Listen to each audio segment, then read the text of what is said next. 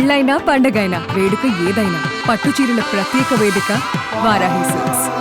But ఒక్కసారిగా పెళ్లి చేసుకున్నారు కదా పీక్ లో ఉన్నప్పుడు, అంటే క్యారెక్టర్ లో అప్పుడు మంచి మంచి క్యారెక్టర్ లో చేస్తున్నారు అనుకోండి.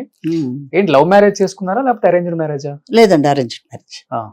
అరేంజ్. వాళ్ళ నాన్నగారు మా నాన్నగారు మాట్లాడటం, ఆయన అసలు మొదట మ్యారేజ్ వద్దు నేను చేసుకుని, ఆయన కొంచెం మొండిగా ఉన్నారట మీ వారు అట.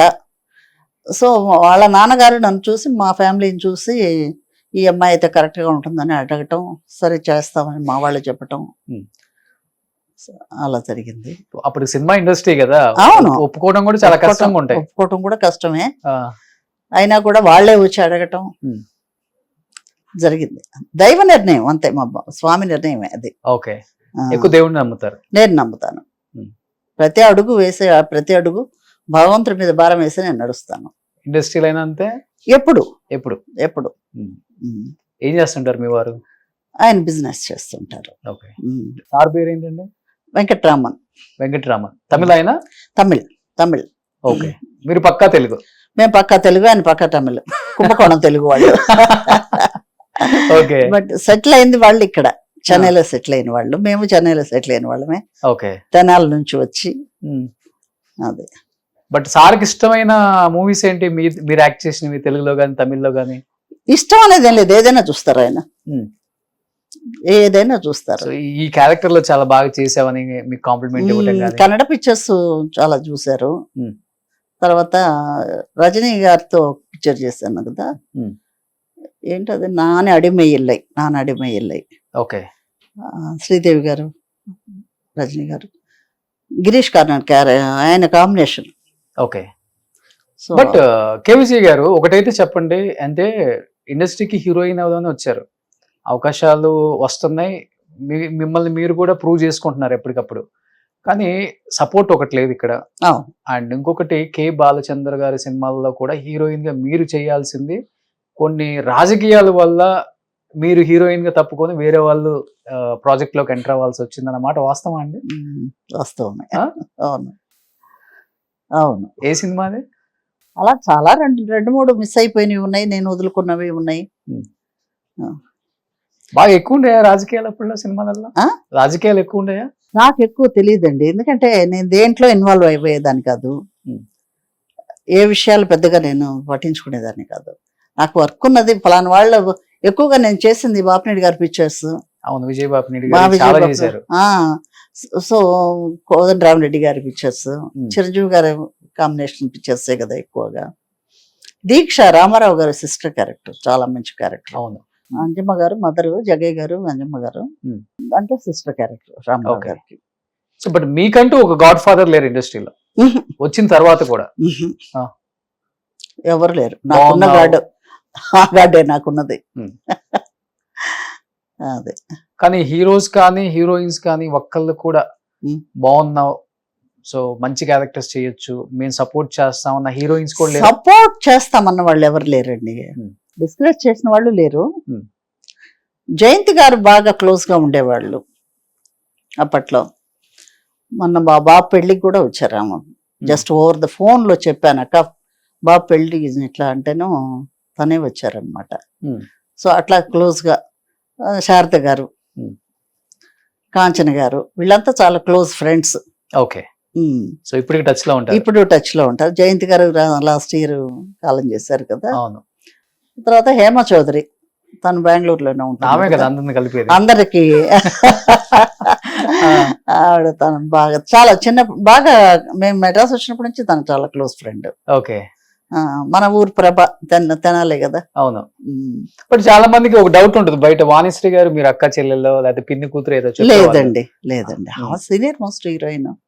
మనకు జస్ట్ పరిచయం ఉంది తప్ప అంత క్లోజ్ ఫ్రెండ్షిప్ అంత లేదు. ఓకే. కానీ ఇప్పుడు మీరు అన్నారు, అంటే మాక్సిమం నేను చేసిన ఆర్టిస్టులు అందరూ కూడా మన తెలుగు వాళ్ళే. అవును. పాత వాళ్ళందరూ, మన పాత హీరోయిన్స్ అంతా మన వాళ్ళు. కానీ మన తెలుగులో ఆదరణ పొందక, ఎవరు సరిగా వినియోగించుకోక, ఆఫర్స్ ఇవ్వక, పక్క వాళ్ళని బాగా ఎంకరేజ్ చేశారు, కానీ మన వాళ్ళని ఎవరు ఎంకరేజ్ చేయలేరు. మీ టైంలో ఉన్న వాళ్ళు అందరూ ఈ కన్నడలోనో తమిళకో వచ్చి ఇక్కడ వాళ్ళు ప్రూవ్ చేసుకున్నారు. ఏమనిపించింది ఆ టైంలో మీకు? చాలా పెయిన్ఫుల్ గా తీసుకున్నారా, లేకపోతే ఇంతే ఉంటుంది ఇండస్ట్రీ, ఏదైతే అది అవని వచ్చాం కదా. ఎవరెవరికి ఏది ప్రాప్తమో జరుగుతుంది అంతే. Hmm. సో మనకు వస్తాయి అనుకుంటే వస్తాయి, ఎవరు ఆపలేరు, లేదంటే లేదు. Hmm. అంతే. ఓకే. ఎవరిని బ్లేమ్ చేయటమో ఇది మనకు రాలేదు, ఇంకొకళ్ళు చెడగొట్టారు, Hmm. ఆ ఆలోచన లేదు అసలు. ఎలా ఉండేది ఆ క్రేజ్ అప్పుడు? జగమే మాయలో one of the lead heroine, ఆ, వన్ ఆఫ్ ద హీరోయిన్. ఆ సినిమా టైటిల్ కూడా అనౌన్స్ చేసిన దగ్గర నుంచి రిలీజ్ అయ్యేదాకా అసలు ఎంత పబ్లిసిటీ ఇచ్చారో ఆ పిక్చర్ కి. చాలా మంచి పబ్లిసిటీ అన్నమాట. అసలు కొత్త ఆర్టిస్టులు నలుగురు అసలు ప్రతి పేపర్లోను ప్రతి మ్యాగజైన్ లోను అంత పబ్లిసిటీ ఇచ్చారనమాట. ఓకే. అంత గుర్తింపు వచ్చింది. అవును. కానీ పిక్చర్ అనుకున్నంతగా పోవటం మీరు అన్నట్లు అది ఒక డ్రాబ్యాక్ ఏమో బహుశా. బట్ ఉండదు కదండి, 2-3 పిక్చర్స్ కొంచెం అటు ఇటుగా ఆడితే హీరోయిన్స్ కి ఆ రోజుల్లో ఐరన్ లెగ్ అని ఒక స్టాంప్ వేసేవాళ్ళు అప్పుడు కూడా. అప్పుడు ఇంకా ఎక్కువ ఉండేదా? అప్పుడు ఉండేది, ఎప్పుడూ ఉంటుంది అది, ఎప్పుడూ ఉంటుంది అది. ఎందుకంటే ఒక పిక్చర్ బాగా ఆడితే ఓ అంటారు, ఓ కొంచెం డల్ అయిపోతే ఆహా అంటారు. ఇది కామన్ కదా అది. బట్ ఆ టైంలో మాత్రం వచ్చినాయి, జగమే తర్వాత మంచి పిక్చర్స్ వచ్చినాయి నాకు. మీరు అన్నట్లు కొన్ని నిలవలేకపోవడంతో అంత గుర్తింపు రాకపోవడం. బట్ ఆ తర్వాత కన్నడలోనే వాళ్ళు బాగా రికగ్నైజ్ చేశారు. ఓకే. ఏ సినిమా చూసి కన్నడ వాళ్ళకి అంతగా బాగా నచ్చేసారు మీరు? మిస్టర్ ద్వారకేష్ ఫస్ట్ పిక్చర్ వాళ్ళది. ఆయన వచ్చి ఏదో ప్రసాద్ స్టూడియోలో షూటింగ్ చేస్తూ ఉన్నాను నేను. ఓకే. అప్పుడు వచ్చి ఆయన చూసి ఇట్లా అమ్మ కన్నడ పిక్చర్ తీస్తున్నాను మీరు అంటాను. నాకు అసలు కన్నడ భాష రాదండి, నాకు తెలియదు, నేను అప్పటికి నాకేమీ తెలియదు కన్నడ అనేది. అంటే లేదు నేను నేర్పిస్తాం మేము అని, ఇది పేరు ఇలా అనాలి ఇలా చెప్పాలి అని చెప్పేసి ఆయన మాట్లాడి చెప్పి ఓకే చేసి వెళ్ళారనమాట. ఓకే. ఇప్పుడు ఆల్మోస్ట్ ఇండస్ట్రీ వదిలేసి మీరు 35 years అయిపోయింది కదా? 38 years. 87 మ్యారేజ్.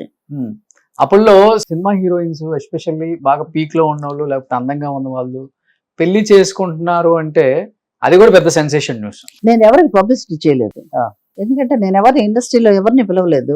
ఒక రోజా రమణి అప్పుడు బాగా విజేత షూటింగ్ టైంలో బాగా క్లోజ్ గా ఉండేవాళ్ళమే.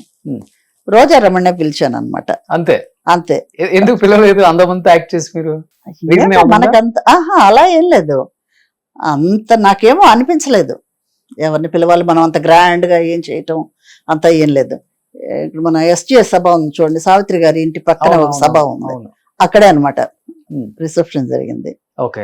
ఇక్కడ శివ విష్ణు టెంపుల్ ఉన్నది. అవును అవును. ఆ టెంపుల్ లో మ్యారేజ్. టెంపుల్ లో మ్యారేజ్, ఎందుకంటే వాళ్ళ సెంటిమెంట్ అక్కడ చేయాలని మా మామగారు. సో అక్కడ మ్యారేజ్ జరిగింది. ఓకే. తర్వాత March 11th మ్యారేజ్ అయింది 1987లో. March 14th రిసెప్షన్ అక్కడ అయింది. ఓకే.